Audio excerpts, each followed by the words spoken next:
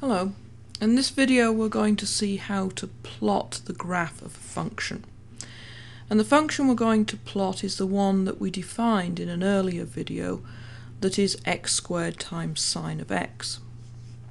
The plot command is what we expect it to be. It's the word plot. It's a built-in command, so it starts with a capital letter.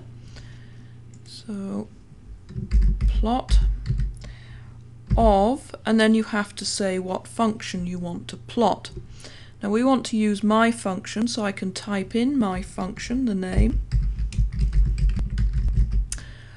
or I could have written in directly what my function was. So instead of saying my function of x, I could have written x to the power 2 times sine of x. So you can write it in the functions explicitly, or you can write them in using using a predefined name.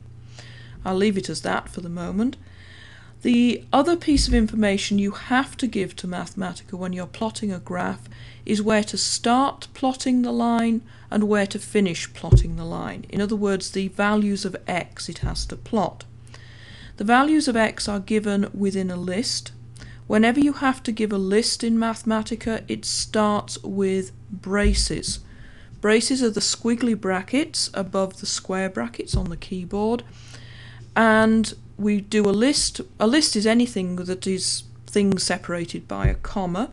So we have x, comma, and then we have to indicate the starting position of your values of x, and then another comma and the finishing positions. So suppose we wanted to go from negative pi to pi. We'd go from negative pi, remember pi is a built-in number, so it is capital Pi, up to pi. And then we close the list, and then we close the plot. So this is the plot of x squared times sine of x, starting at negative pi and going up to pi. So we enter it and wait for the output to come up, and there's the shape of the graph.